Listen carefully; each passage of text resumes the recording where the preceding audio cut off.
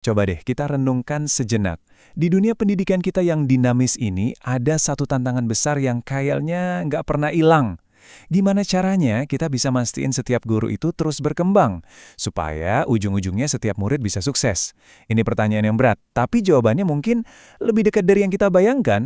Nah, ini dia pertanyaannya. Gimana kalau ternyata kunci kemajuan murid itu bukan di pelatihan-pelatihan yang jauh di sana, tapi justru ada di ruang guru, di obrolan antarkan sejawat. Ini menantang cara kita berpikir kan? Biasanya kan pengembangan guru itu sifatnya individu, sendiri-sendiri. Tapi gimana kalau kekuatan terbesarnya justru datang dari kolaborasi? Dan disinilah solusinya muncul, komunitas belajar, atau yang akrab kita sebut kombel. Tapi ini bukan sekedar nama keren buat rapat guru ya. Ini adalah sebuah pergeseran fundamental. Dari yang tadinya guru kerja sendirian di kelas masing-masing, menjadi sebuah tim yang solid yang bergerak bareng untuk satu tujuan yang sama.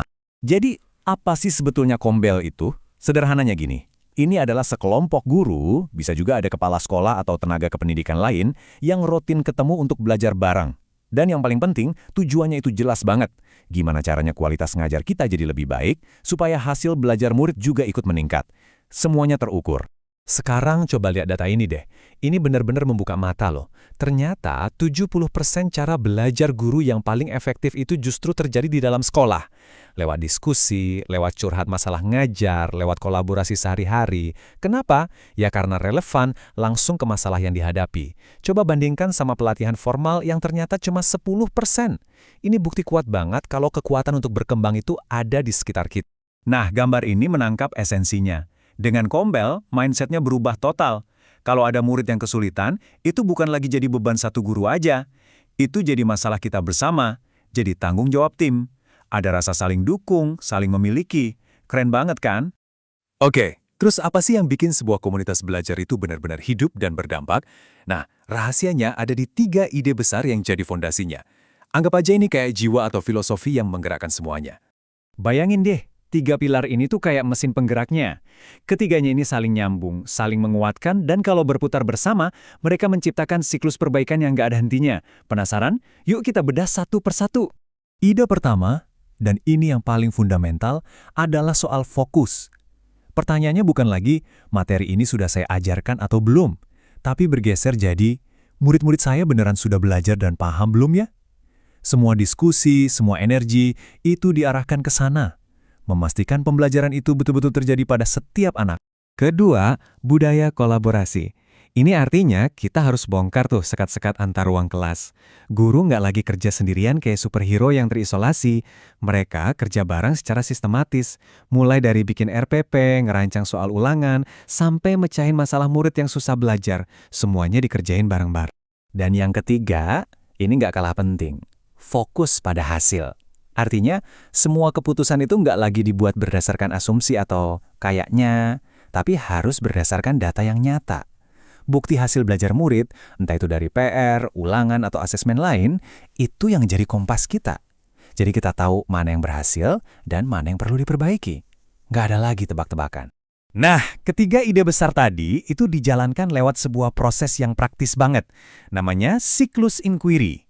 Ini adalah siklus 4 langkah yang terus berputar, mulai dari refleksi awal, terus perencanaan, lanjut implementasi, dan diakhiri evaluasi. Siklus inilah yang jadi jembatan antara ide-ide besar tadi dengan tindakan nyata di kelas. Tentu, pertanyaannya sekarang, oke, teorinya keren, tapi gimana cara nerapinnya di sekolah saya minggu depan? Nah, ini dia. Jawabannya ada pada langkah-langkah praktis untuk mulai membangun komunitas ini dari nol. Oke, sekarang kita masuk ke bagian how to-nya. Membangun kombel itu nggak perlu nunggu instruksi yang rumit-rumit kok. Ada 5 langkah praktis yang bisa kita mulai. Kuncinya ada beberapa nih. Pertama, nggak usah muluk-muluk, mulai aja dari tim kecil yang isinya orang-orang yang semangat. Kedua, duduk bareng, bikin kesepakatan, dan nilai-nilai bersama. Terus, ciptakan suasana yang aman dan nyaman buat berbagi. Dan ini yang krusial. Jadwalkan waktu khusus untuk kombel di jam kerja. Jadi ini bukan beban tambahan. Kalau fondasinya udah kuat, baru deh kita bisa mulai beraksi. Terus, pas pertemuan kombel ngapain aja sih? Wah, kegiatannya konkret banget. mulai dari sama-sama bedah hasil ulangan murid, bikin RPP bareng biar lebih mantap, sampai saling ngintip kelas temen buat kasih masukan yang membangun. Intinya, kita ngomongin praktek nyata untuk memecahkan masalah real yang kita hadapi setiap hari di kelas.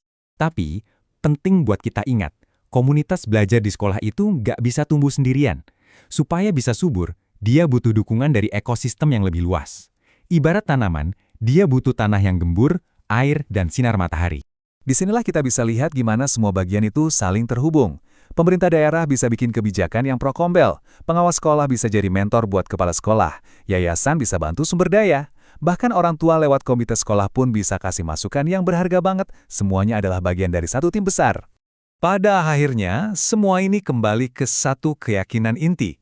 Seperti yang kutipan ini bilang, pembelajaran setiap anak itu adalah tanggung jawab setiap orang dewasa yang ada di dalam sistem pendidikan. Bukan cuma tugas guru A atau guru B, tapi misi kita semua. Jadi, setelah kita bahas semua ini, pertanyaannya bukan lagi kenapa Kombel itu penting, tapi gimana kita bisa mulai. Nggak perlu nunggu gerakan besar kok. Coba pikirkan satu hal yang paling sederhana. Apa satu langkah kolaboratif pertama yang bisa Anda dan rekan-rekan lakukan di sekolah? Mungkin mulai minggu ini,